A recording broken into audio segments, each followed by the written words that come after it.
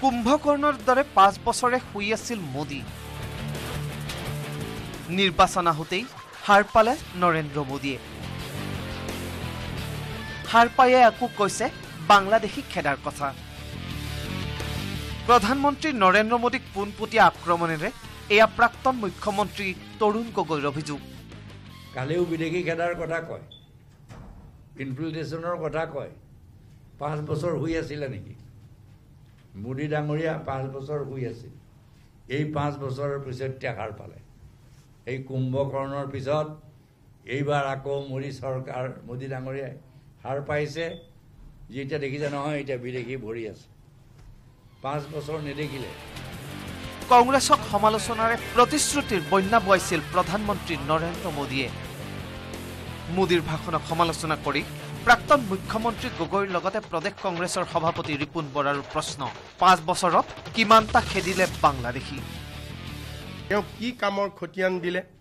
তেওঁ পাহৰি গল নেকি যে 2014 চনৰ 16 মেৰ দিনাখনেই অসমৰ পৰা সকলো বাংলাদেশী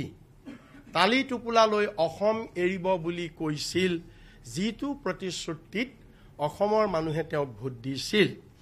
5 বছৰ পাৰ হ'ল এতিয়া তেওঁৰ পৰা আমি কামৰ খতিয়ান বিচাৰিছো তেওঁ এই 5 বছৰত কেইজন বিদেশী বহিষ্কাৰ কৰিলে প্ৰসংগ 6 জনগোষ্ঠীৰ জনজাতিকৰণ আৰু চাহ শ্ৰমিকৰ মজুৰি 2014 চনত নৰেন্দ্ৰ মোদীয়ে দিয়া প্ৰতিশ্ৰুতি সোঁৱৰাই দি কংগ্ৰেছ সভাপতি ৰিপুন বৰাই ক'লে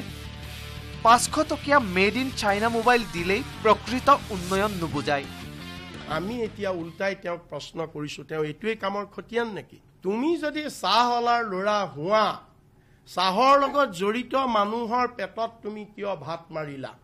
কিয় লাত মাৰিলা 351 টকা চাহ শ্ৰমিকৰ মজুৰি তৰুণ গগৈ চৰকাৰে শেষৰ সময়ত কেবিনেট মিটিং পাছ কৰি থৈ গৈছিল আৰু সোণোৱাল ডাঙৰীয়া আহি তাক ইমপ্লিমেন্ট কৰিব লাগিছিল কিন্তু তেওঁলোকে ইমপ্লিমেন্ট নকৰি চাহ কোম্পানীৰ মালিক পক্ষৰ দাবীত তেওঁলোকে আজি 3 বছৰ চাহ শ্ৰমিকৰ এই 350 টকা হাজিৰাৰ পৰা চাহ শ্ৰমিকক বঞ্চিত কৰি ৰাখিছে 500 টকাৰ চাইনা মেড এটা মোবাইল ফোন দিলে চাহ শ্ৰমিকক ভাল পোৱা নুবুজায় প্ৰধানমন্ত্ৰী মোদীৰ মে ভি চৌকিদাৰ শ্লোগানকো কটাক্ষ প্ৰাক্তন মুখ্যমন্ত্ৰী তৰুণ গগৈৰ আমাক চৌকিদাৰ নালাগে ডক্টৰ ইঞ্জিনিয়াৰহে লাগে বুলি দাবী কৰি গগৈয়ে ক'লে চৌকিদাৰ হৈ কাক সুৰক্ষা দিছে নৰেন্দ্ৰ মোদীয়ে এবাৰ হ'ব চায়লা এবাৰ হ'ব চৌকিদাৰ তাৰ মানে আমাৰ ইয়াত সব চুৰ নেকি ডকাইতি নেকি আমাৰ ইয়াত ইমান চুৰ ডকাইত গোটেইখন তেওঁ এতিয়া আহিছে হেমন্ত বিশ্ব শৰ্মাক ৰখাবলৈ হেমন্ত বিশ্ব শৰ্মাৰ নিচিনা মানুহ PND মন্ত্ৰী নৱদলে ৰঞ্জিত দত্ত অসমত যিবিলাক তেওঁলোকৰ বিধায়কসকলে কয়লাৰে হওক বালিৰে হওক আজি সিন্ডিকেট কৰি আছে সেই সকলক চকীদাৰ কৰিবলৈ আহিছে তাৰ পিছতে প্ৰশ্ন গগৈৰ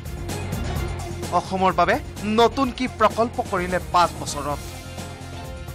আজি কোনটো প্ৰজেক্ট তেওঁ আৰম্ভ কৰিলে হয় এইমছ কৰিছে নাইক বুলি কম কি হৈছে ইয়াত এগ্ৰিকালচাৰ ৰিচাৰ্চ ইনষ্টিটিউট গোগামুখত